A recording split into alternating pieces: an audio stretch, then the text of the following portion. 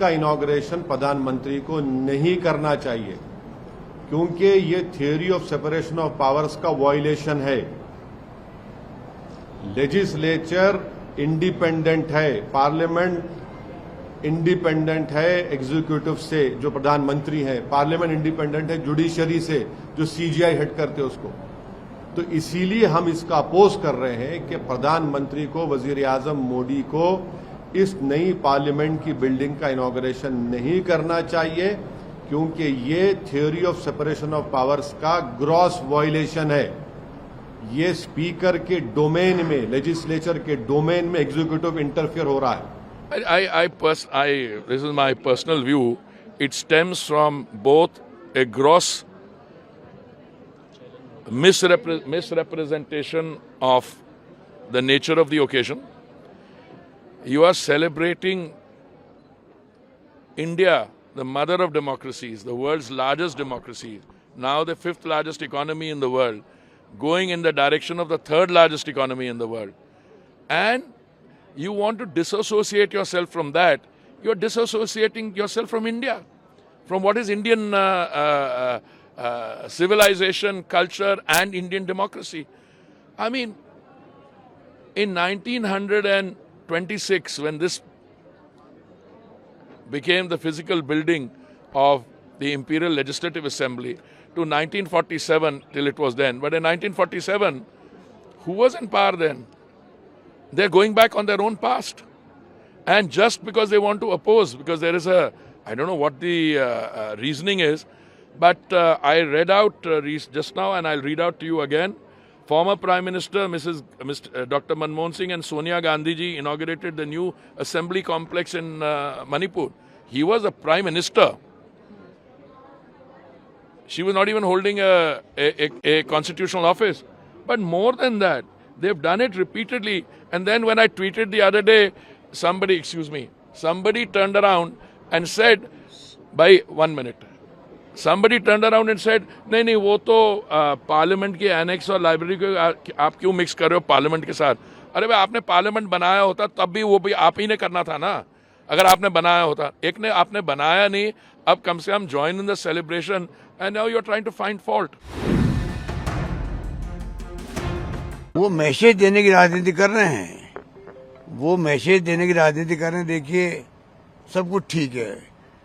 हार इतनी भयंकर हुई है कर्नाटक के अंदर, इसलिए वो जल्दी ही उसका उद्घाटन कर रहे हैं, बताने के लिए कि सब कुछ ठीक ठाक है, और ठीक ठाक है नहीं। देखो, I am surprised by this kind of an allegation.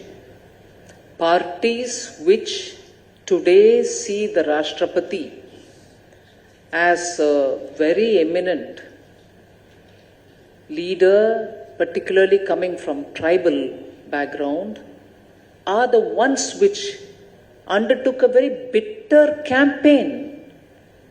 I do not wish to recall the kind of words they used at that time. Leaders belonging to these very same opposition parties spoke ill of her, abused her, said that she is going to be a rubber stamp, said that she doesn't represent any of what the country needs, and she is representing evil forces. Obviously, they had the RSS in mind, and also said she is just not going to perform because she's chosen and she'll only be a rubber stamp. The very same people today also chose someone to contest against her. प्रधानमंत्री खुद करते हैं, ये राष्ट्रपति करना चाहिए। पहले foundation करते वक्त भी वो उस वक्त के जो शेड्यूल कास्ट समाज से आए थे, दलित समाज से, उनको फाउंडेशन पे नहीं बुलाया। इस वक्त इस इनॉग्रेशन को भी वो शेड्यूल कास्ट मुर्मा जी है, और ये बोलते हैं हम शेड्यूल कास्ट को इतना महत्व दिया। अरे जिस जगह महत्व देना है, उनकी गरिमा बढ़ाना है, उस जगह तुम उनको देते नहीं, और बात के लिए, अपने वोटों के लिए ये बात कहकर दूर हो जाते। These people have no veneration for the parliament or the sanctity of the parliament. they are talking about the president. They have boycotted the president's address numerous times. They have, constantly been disrupting the parliament. They have been disrupting the rights of members to speak in the parliament, getting into wells, throwing things. They have absolutely no respect for the parliament. Now, this is a great occasion for the country, and yet they play divisive politics.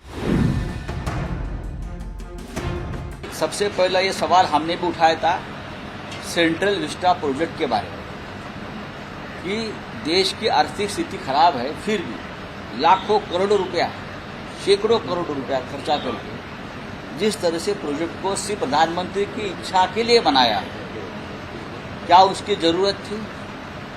आज जो देश की संसद की इमारत है, parliament house है, वो और 100 साल चल सकती है।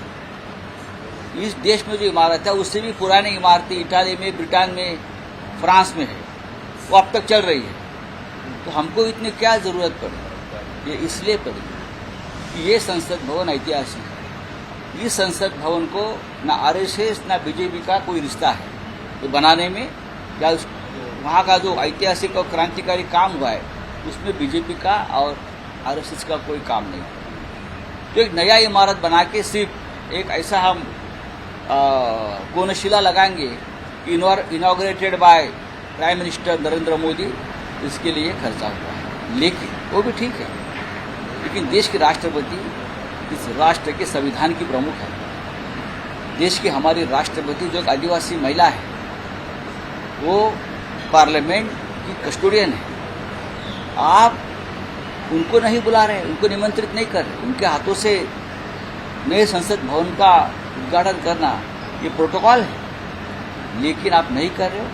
आप उसका एक पॉलिटिकल इवेंट कर रहे हो, प्रधानमंत्री के हाथों से उद्घाटन करें। इसलिए इस देश के सभी अपोजिशन पार्टी ने निर्णय लिया है कि हम उस कार्यक्रम के ऊपर बहिष्कार करेंगे और उस बहिष्कार में शिवसेना भी शामिल है। देखिए, कांग्रेस और उनके साथ जो पार्टियां बहिष्कार कर रही है उनका लोकतंत्र पर विश्वास नहीं है।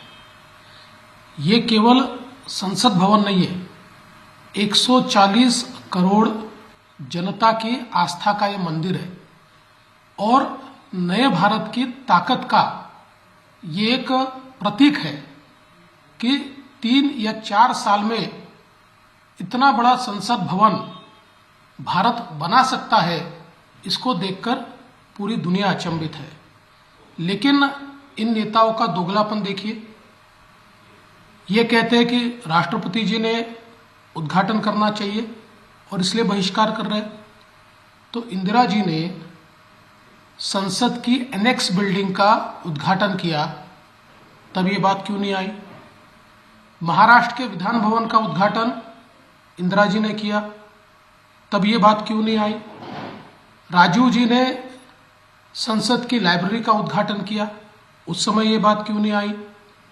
तमिलनाडु के विधानसभा के उद्घाटन में सोनिया जी थी, उस समय ये बात क्यों नहीं आई? नीतीश कुमार जी ने बिहार के विधान भवन का जो सेंट्रल हॉल है उसका उद्घाटन किया, तब राज्यपाल जी को क्यों नहीं बुलाया गया? मणिपुर के इम्फाल में मनमोहन सिंह जी और सोनिया जी ने विधान भवन का उद्घाटन किया, तब तो फिर राज्यपाल जी को बुलाना चाहिए था, राज्यपाल जी को नहीं बुलाया गया। असम की विधानसभा का उद्घाटन कांग्रेस के तरुण गोगोई जी ने किया, राज्यपाल जी को न्योता नहीं दिया गया। आंध्र के मुख्यमंत्री ने 2018 में विधान भवन का उद्घाटन किया, राज्यपाल को नहीं बुलाया गया। 2014 में झारखंड के मुख्यमंत्री हेमंत सोरेन ने वहां के विधान भवन का उद्घाटन किया, राज्यपाल जी को न्योता भी नहीं दिया। सोनिया जी ने छत्तीसगढ़ की विधानसभा का शिलान्यास किया, उस समय सोनिया जी तो मात्र संसद सदस्य थी, किसी पद पर नहीं थी। फिर तब बहिष्कार क्यों नहीं हुआ? तब राज्यपाल जी की याद क्यों नहीं आई? पश्चिम बंगाल में ममता बनर्जी जी ने जो उनकी गोल्डन जुबली बिल्डिंग है उसका उद्घाटन किया, उस समय इस बात की याद क्यों नहीं आई? दिल्ली में मुख्यमंत्री अरविंद केजरीवाल जी ने विधानसभा रिसर्च सेंटर का उद्घाटन किया, उपराज्यपाल को तो निमंत्रित भी नहीं किया। तेलंगाना में विधान भवन का उद्घाटन हुआ, मुख्यमंत्री केसीआर ने किया, उस समय राज्यपाल जी को न्योता नहीं दिया। तो जब ये करेंगे तो लोकतांत्रिक और प्रधानमंत्री मोदी जी जब नए संसद भवन का उद्घाटन करते हैं और जन जन की आस्था का प्रतीक इस प्रकार का संसद भवन जिसको देखकर पूरी दुनिया अचंभित है, ऐसे समय बहिष्कार की बात करना दोगलापन है, ये लोकतंत्र विरोधी है। इनको देश के साथ कोई लेन देन नहीं, देश के संविधान के साथ लेन देन नहीं, देश के लोकतंत्र के साथ लेन देन नहीं। ये केवल कुर्सी के लिए राजनीति करने वाले लोग हैं। सभी लोगों से बात हुई है हमारी, और हम लोग जो है इसका हम लोग विरोध करेंगे, बॉयकॉट करेंगे। तो पहला सेशन है, हम लोगों का मानना है कि राष्ट्रपति जी जो हैं उनसे जो है उद्घाटन कराना चाहिए था, क्योंकि पार्लियामेंट के जो हेड होते हैं एक तरह से वो राष्ट्रपति ही होते हैं, और उनसे ना करा करके ये कहीं ना कहीं से राष्ट्रपति जी का अपमान जो है वो किया जा रहा है। तो हम लोग चाहते हैं कि पहला जो सेशन जो है, जो उद्घाटन जो भी हो रहा है, इसका सभी विपक्ष के दल मिल करके जो है बॉयकॉट कर। देखिए, इतना ही मैं कहना चाहता हूँ। पहले तो हिस्टोरिकल इवेंट है, सब में पॉलिटिक्स करना ठीक नहीं है। This is not good, this is not the time of politics. This is after almost more than a century, a historical thing is happening. So boycotting and making issue out of a non-issue is most unfortunate. I once again appeal them to reconsider their decision and kindly join in this historical function. And मैं सभी से आग्रह करता हूं, reconsider करके आप कृपया हाजिर हो जाइए। सर, वो कह रहे हैं राष्ट्रपति का अपमान है, इसलिए हम ये नहीं तो जा रहे। बिल्कुल ठीक नहीं है, के कारण है ये बिल्कुल ठीक नहीं है।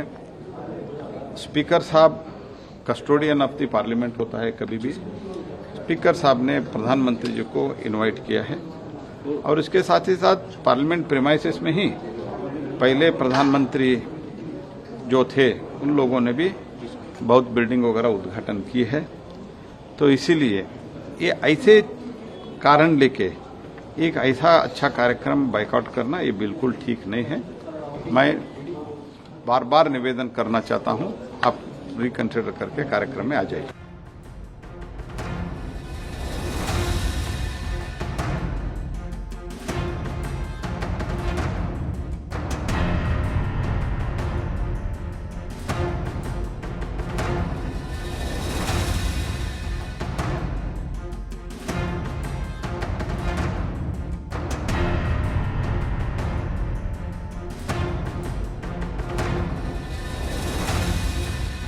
हमसे जुड़े रहने के लिए हमारे YouTube चैनल को सब्सक्राइब करें और नई वीडियो की नोटिफिकेशन के लिए बेल आइकॉन को दबाएं।